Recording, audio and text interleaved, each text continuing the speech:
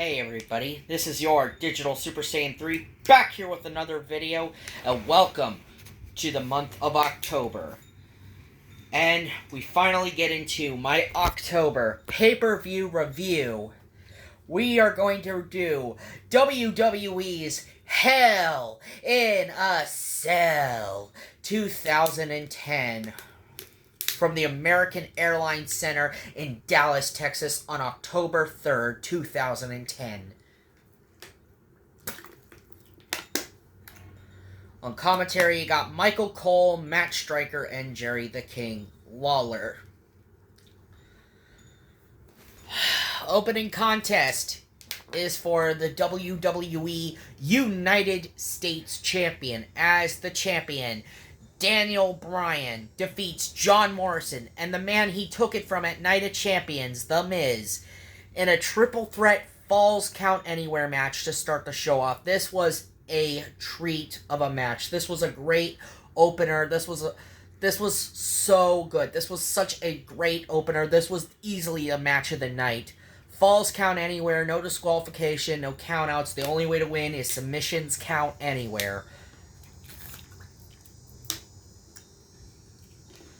I mean, I just love every bit of... I just love all of the spots in this match. Like, heck, I just love the part where Morrison, climbed the set and he dived onto Miz and Bryan while they were brawling up on the stage. Alex Riley got involved. Daniel Bryan, threw Alex Riley off the stage and into a cameraman.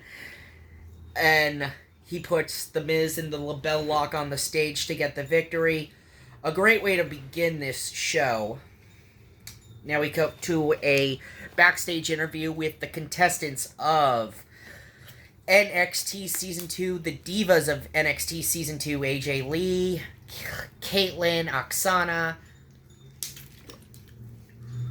Naomi. They're all there, they're all there, about to be interviewed, and then all of a sudden the Nexus show up, they interrupt the interview, and Wade Barrett says that he's got a plan, later on in the night for his later on in the night with his match with John Cena, which I will get into when I get into that match, considering that the Nexus, if they get involved, then they would be forced to disband. So yes, this was a high-stakes match for the soul of the WWE.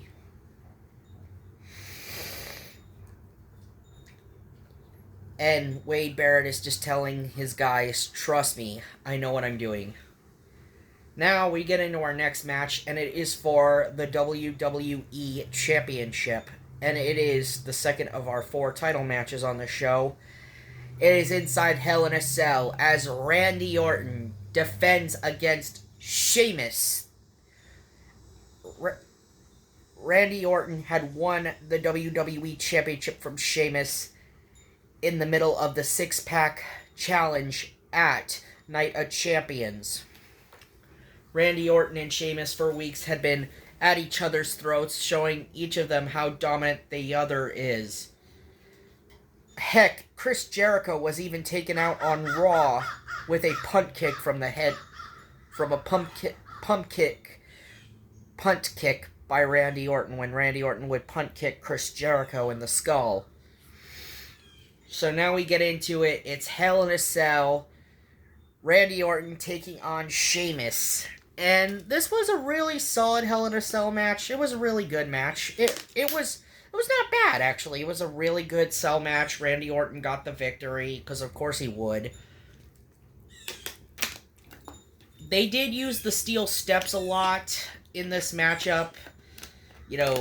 Randy was still hurting, but, But I gotta give it to the Viper. He came in, and he came in strong in this match. He came in strong. He came in staying strong and keeping, the tempo of this match. This was a really good match.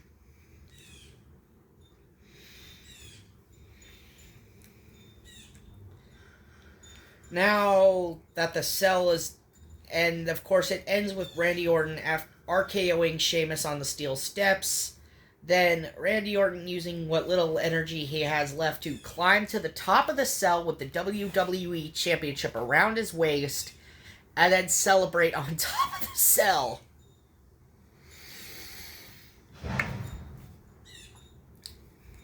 Alright.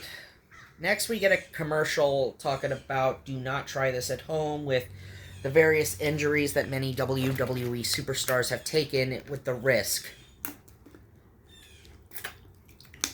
So please, don't try this at home. Yes, thank you. The whole don't try this at home thing, because of, well, them being trained professionals and training to do this.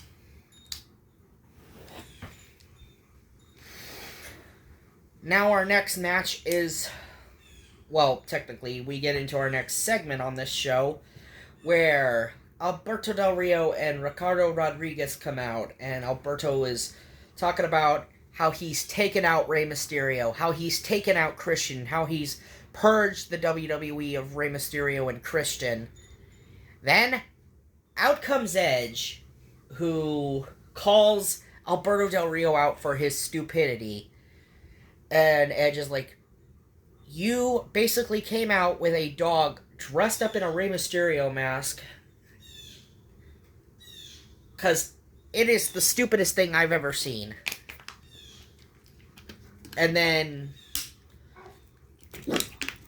Jack Swagger comes out. He interrupts them. And Jack Swagger says, how dare you, Edge? How dare you spear the Eagle mascot? That was a human being. And you are going to pay his hospital bills for the spear you delivered on SmackDown, interrupting my All-American American ceremony. And Edge says, yeah, okay, I'll pay his hospital bills, Swagger, but I just want to say, what you're doing is even stupider. And then, of course, it leads into a impromptu brawl between Del Rio and Swagger attacking Edge. Or after that, the Raw GM computer makes a match between Edge and Jack Swagger. And so we get an impromptu match between Edge and Jack Swagger, with the Raw GM computer making it, because, of course, Michael Cole had to read the anonymous general manager's message, and of course he would state that Edge would have to quote-unquote apologize to him for his insolence. Of course we all know how the anonymous Raw general manager storyline ended in 2011, because it went into, like, I think February of 2011, where it was revealed that Hornswoggle was the quote-unquote anonymous Raw general manager the whole time. And that he was under the ring making matches the whole time. Oh, wait, no, it was not February. It was like April or something like that, after WrestleMania. But yeah, the whole anonymous Raw general manager thing was so freaking stupid. Why did they even think this was a good idea? Why did they think that the whole anonymous Raw general manager thing was a good idea? I don't know. I mean, when you have a general manager, you know, the general manager is supposed to show his face. But Hornswoggle, why did we even need him as a general manager again? He wasn't that great of a general manager in general.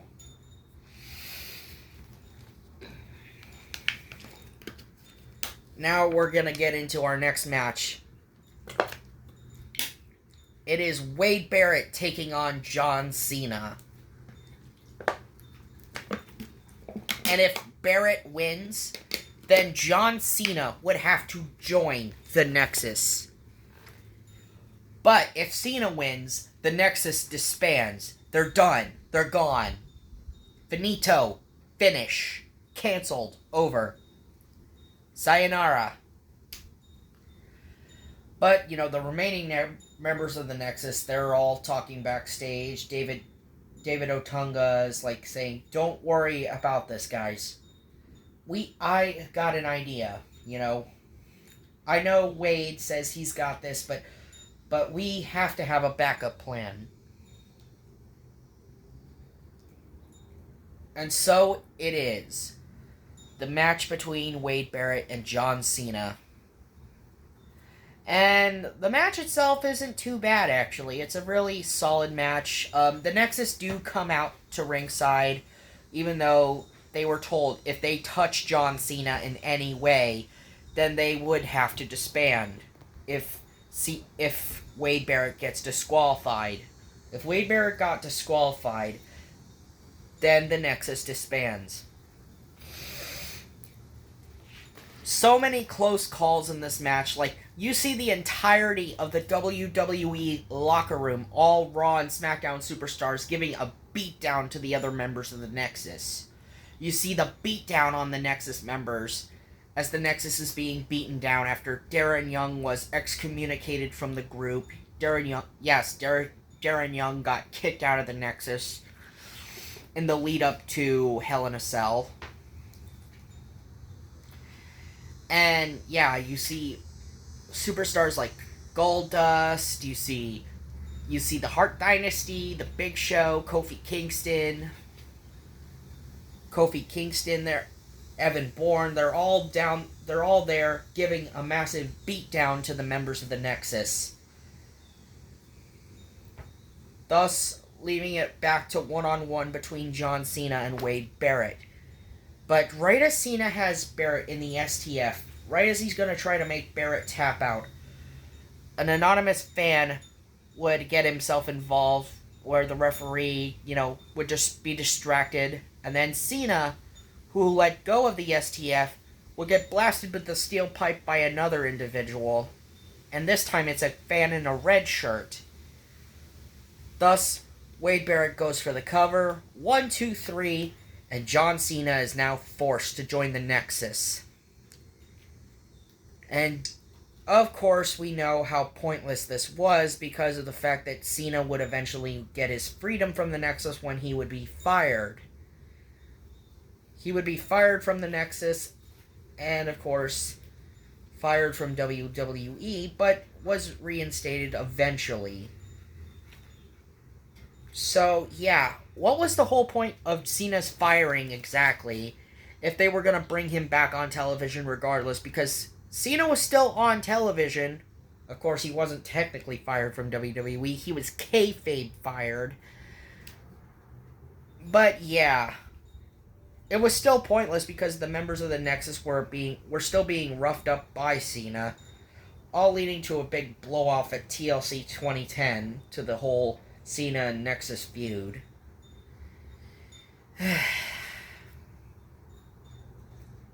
But yeah, the match between Barrett and Cena was pretty good, though. Next up, we get a match for the Divas Championship as Natalya defeats Michelle McCool via disqualification. Because the title can't change hands on a DQ, and because Michelle McCool was the quote-unquote co-Divas champion with Layla, Michelle was the one taking on Natalya, but it was a legit handicap match, even though Layla technically wasn't one of the competitors in the ring. Anywho,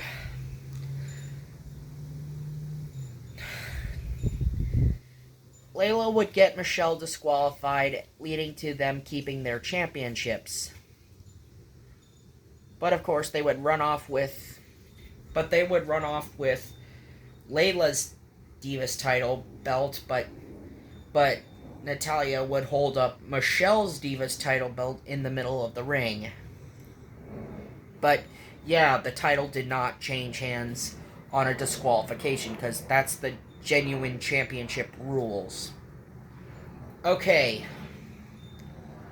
So, we've had 3 title matches, and the titles have not changed hands. So now we go into it, our main event.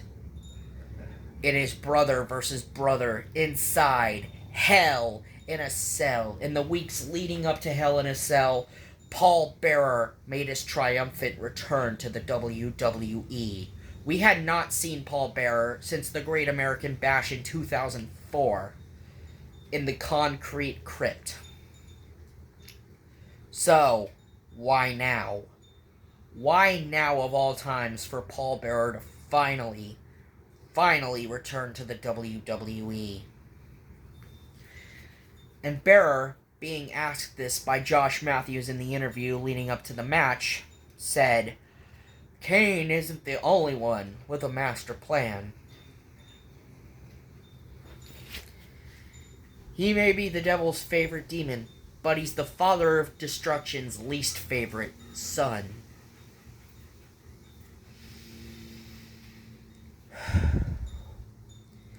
Alright. So, Kane had defeated The Undertaker back at Night of Champions in their no-holds-barred match. The devil's favorite demon had prevailed. But, while The Undertaker on SmackDown was sitting in the boiler room on the staircase, wanting to be left alone, he was shocked. He was shocked to see the return of the father of destruction, Paul Bearer. While Kane was cutting a promo on SmackDown, a casket would be brought down to the ring by the Druids, and in it, Paul Bearer, leading to The Undertaker attacking Kane. Kane claims himself as the new face of Armageddon, the new demon of Armageddon.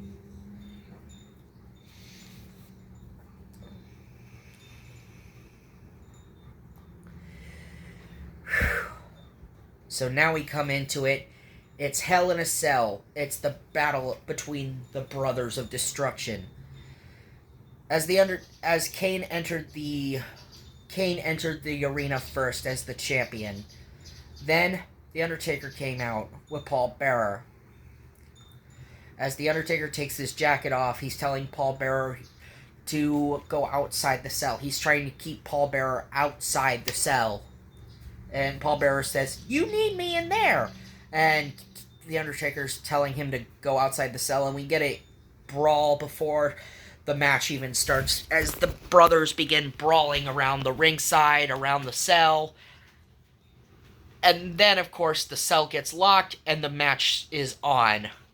Throughout the match, we see Kane begin to work The Undertaker's left leg and left knee, as The Undertaker's knee is being worked over a lot during this match. I mean, we see the use of we see a lot of steel chair usage in this match. Heck, Undertaker even got his knee sandwiched in between the steel steps and the ring post, only for Kane to drive that knee right into it. Of course, you see the back of Kane's head get a big, nasty gash on the back of his head, and of course Kane is also bleeding from the mouth. I love the psychology and storytelling of this match so wholeheartedly. I actually didn't think this match was all that bad. I mean, is it on the same level as some of the greatest Hell in a Cell matches? Not even close. It's sort of a middle-of-the-road Hell in a Cell match. But it's still a very fine match regardless. The match ends when Undertaker attempts to go for the Tombstone Piledriver on Kane. And of course the lights went out for a sec, and thunder and lightning began to show it.